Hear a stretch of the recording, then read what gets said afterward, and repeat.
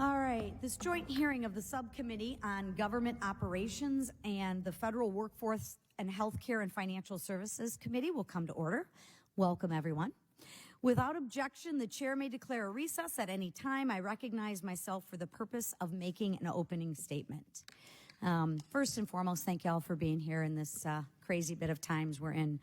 But nevertheless, what we're talking about is extremely important. The IRS has been plagued really with dysfunction for decades and complexity.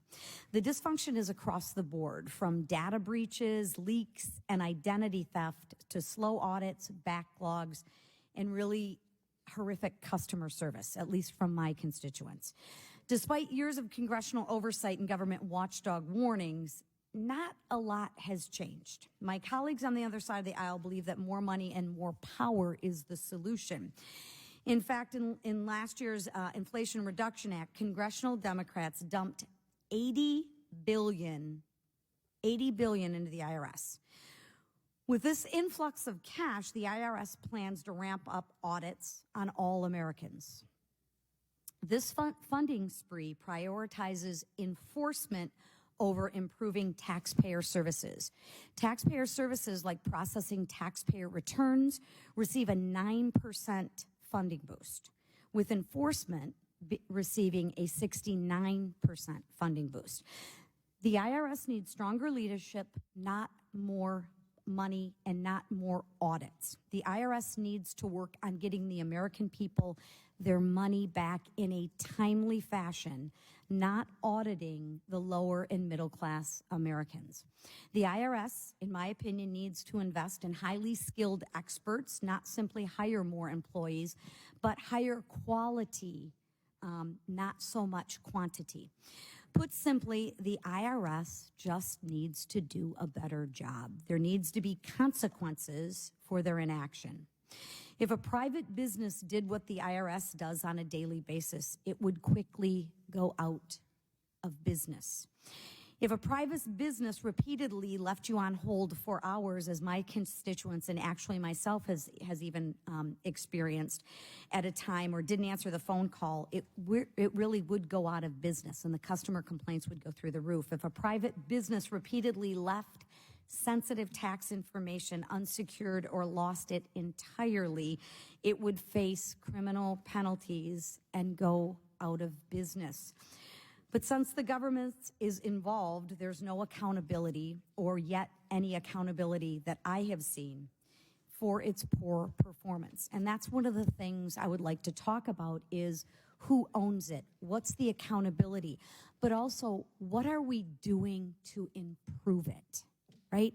So even if we did give more money, what would the solutions look like, right? Because we can sit here and complain, but we also have to focus on some solutions. Why do we accept this? Hardworking Americans accept this because they follow the law and they know they face consequences like penalties and fines if they don't. And those penalties and fines are their money. It comes out of their pockets.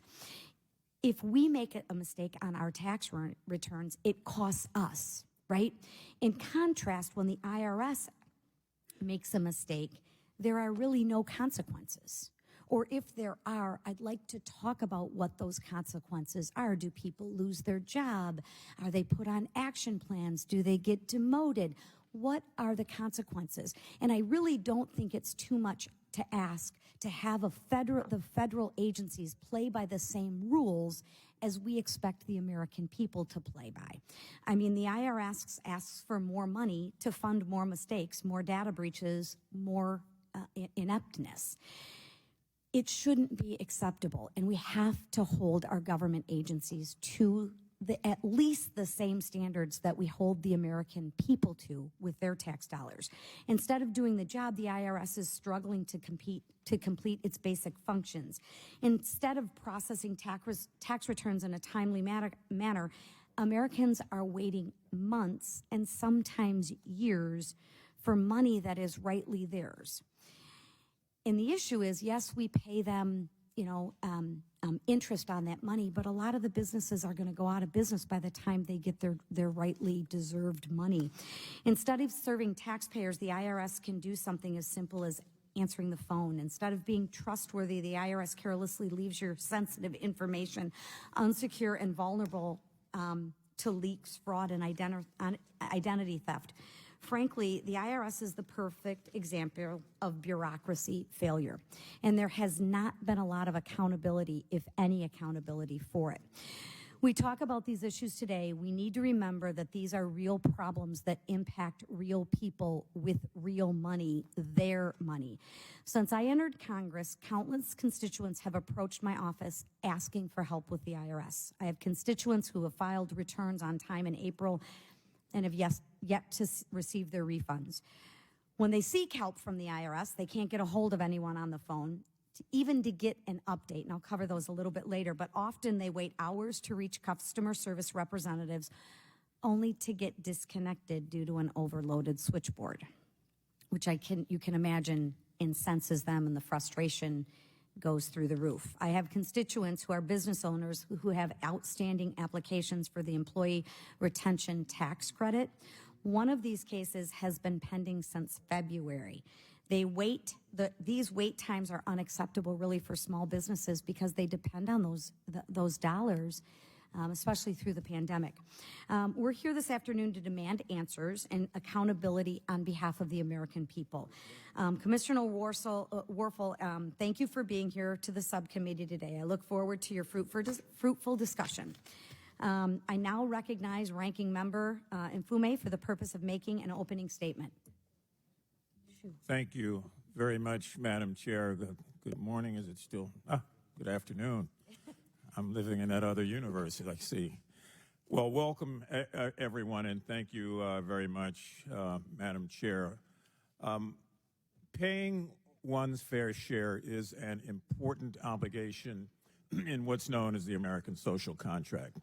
With an estimated 1.6 or 168 individual taxpayers and billions who filed returns this year alone, processing high returns of volume and high returns of paper requires sufficient personnel, modernized technology, and streamlined systems. A little over a year ago, President Biden signed the Inflation Reduction Act, or the IRA, into law. As most of you know, this groundbreaking legislation reached the IRS at a critical time right before the 2023 tax filing season. And it delivered $80 billion to the IRS over the next 10 years. The funds allowed the IRS to hire new staff, to modernize all of its technology, and to audit wealthy tax cheats who had been getting away with murder. The poster board behind me illustrates that this is a win for low and middle class Americans.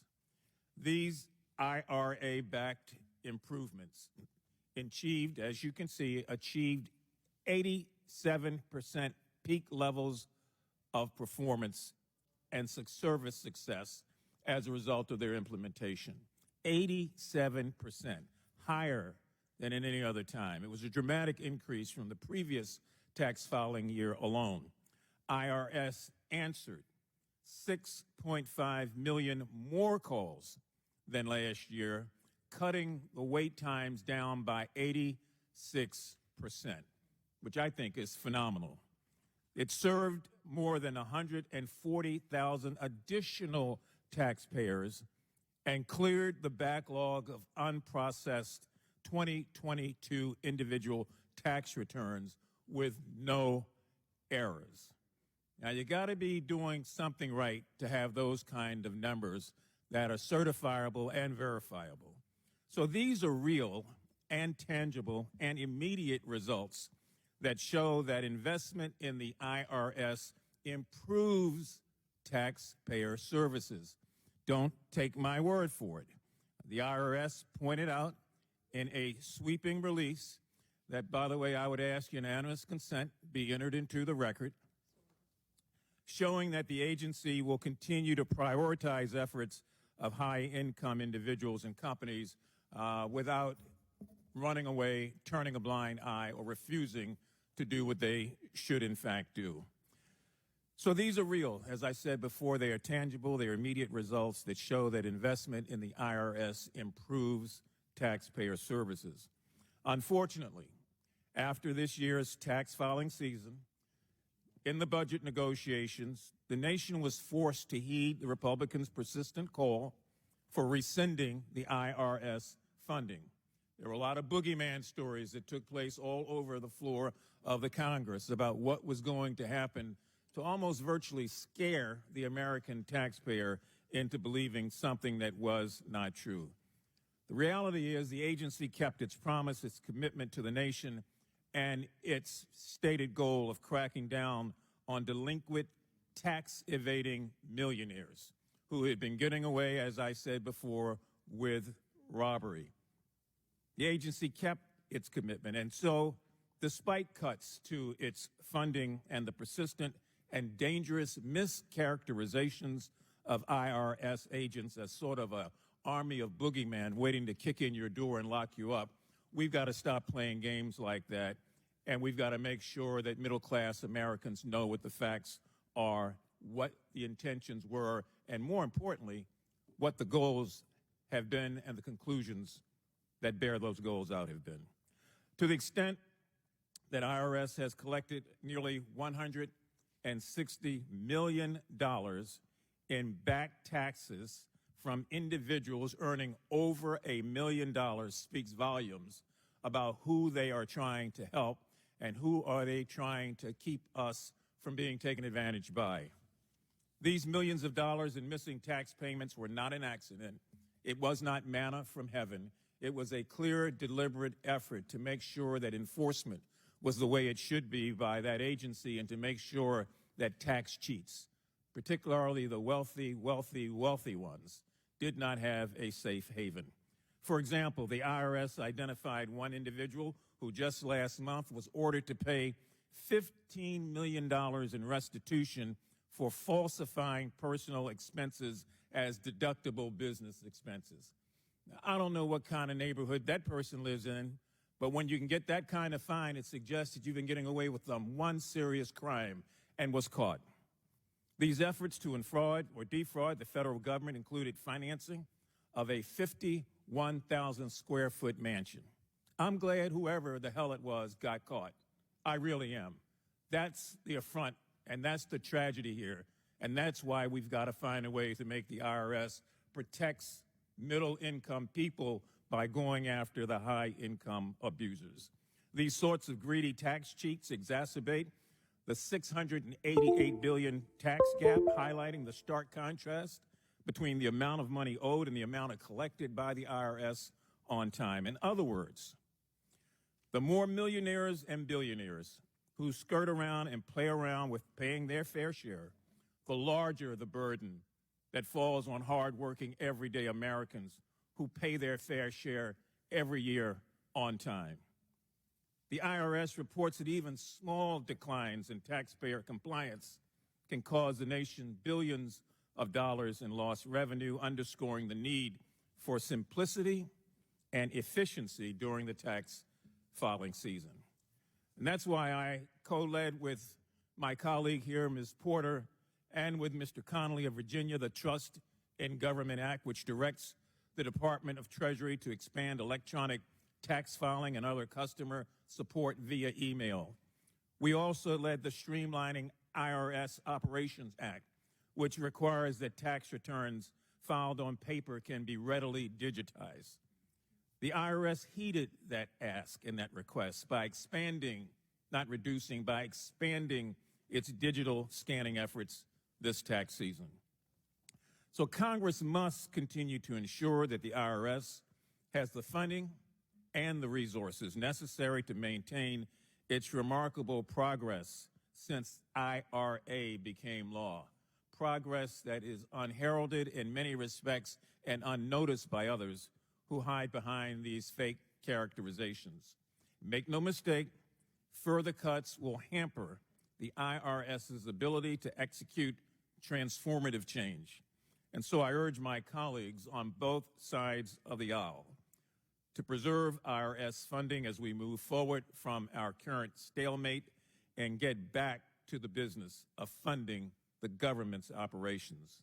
I want to thank our witnesses, Commissioner Werfel and Director Lucas Judy, for your participation in today's hearing. I'm particularly looking forward to hearing from Commissioner Werfel about the status of the IRS's upcoming tax filing program known as Direct File.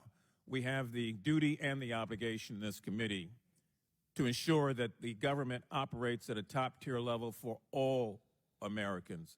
And I look forward to discussing as members of Congress how we can work to support those efforts. I yield back, Madam Chair. Thank you. I now recognize Chairman Sessions for the purpose of making an opening statement. Chairwoman McClain, thank you very much. I'm sorry to each of you for being late. We've had business in another part of the complex. Mr. Commissioner Werfel, thank you so much for being here. And Ms. Judy, thank you very much. The opportunity for us to meet today that we spoke about yesterday, Commissioner, is one of natural inquiry that this committee has. It's about the effectiveness of the Internal Revenue Service as it relates to their ongoing business that this subcommittee believes is very important. But perhaps it goes into much deeper points, and that is why we are also here today.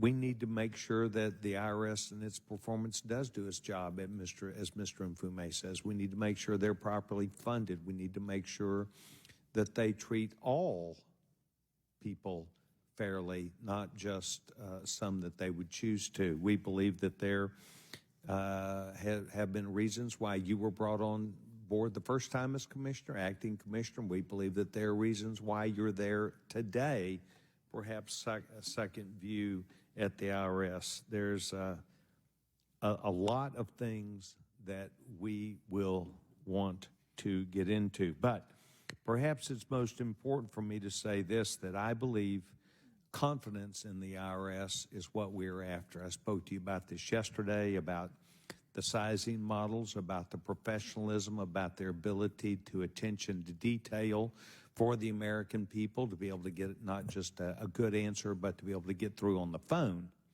without having to wait for hours. The effectiveness of the IRS and ability to get their job done is important. We know that the IRS is going to cooperate with us because you told me that yesterday on sensitive matters. You and I spoke about that you actually did not want to get into actual information today, and I concurred. But we are going to talk today to get an idea that you will cooperate, and you'll cooperate fully with us, that you'll make sure that the questions that we ask, while you do not have to go into the specifics about those, certainly not names, certainly not times, certainly not about the investigation, but about your agreement that you will cooperate with this committee and with Congress in those regards. So we know that you've been given some extra $80 billion. We're going to want to talk about that and the deployment of that and how that's going to aid and do the things that would be necessary. I think it's important that you know that the IRS touches almost every single American. And so the information we get back, the things that we hear back, comes at a time that you've got to defend a lot of ground. I want to thank you for being here today. I want to thank Mr. Mfume, and I want to thank Chairwoman McClain for allowing us to start this meeting without me. And Madam Chairman, I yield back my time so we can go to opening statements. I now recognize Ranking Member Porter for the purpose of making an opening statement. Have you heard of death by 1,000 paper cuts? It's how to get rid of something by subtly attacking it over and over until it's finally gone. Death by 1,000 cuts. For too many years, Washington politicians have worked to gut the Internal Revenue Service, and they found creative ways to cut the IRS time and time again. How do they do that? Phase one, they start by attacking its credibility. Look, I know that the agency that collects our taxes isn't easy to love. Believe me, opportunistic politicians know that too. So they go on TV and they give the IRS a verbal slash, falsely suggesting to the American people that the IRS is spying on us, targeting us for our political beliefs, or going after us to pay more money than we owe. What a bunch of BS. But even though those claims lack any evidence, we might be inclined to believe negative things about an agency that collects taxes. Look, even the Bible isn't that kind to tax collectors. These politicians easily succeed in creating and spreading hostility, making it even easier to slash the IRS again. Cue phase two, full-on partisan investigations and attacks on the hardworking employees of the IRS. Look no further than the last time the committee Republicans went hard after the IRS. Under the Obama administration, Republicans falsely claimed the IRS was unfairly targeting conservative organizations more than progressive organizations applying for tax-exempt status. The IRS spent $20 million and produced 1 million pages of documents in response. Ultimately, Republicans didn't prove anything. They instead used it to justify diverting resources from IRS customer service, IT, and enforcement. But that's what opportunistic politicians wanted, to turn people against the IRS, to divert resources so the agency can't do its job, and then to take one last slash. That brings us to phase three, budget cuts. When politicians tell us that our tax collector is after us, no one wants to fund the collector. And that's exactly what's happened. Opportunistic politicians have succeeded in cutting IRS staffing 20% lower than it was in 2010, even though the country has grown by 7% since then. The agency has been so battered that we'll need 52,000 new IRS employees just to meet the agency's needs. That's how bad it's gotten, folks. Year after year of politicians taking slashes at the IRS. Opportunistic politicians haven't succeeded in totally killing the IRS by 1,000 cuts, but the cuts have gotten deep and the agency is badly wounded. Who suffers from all this?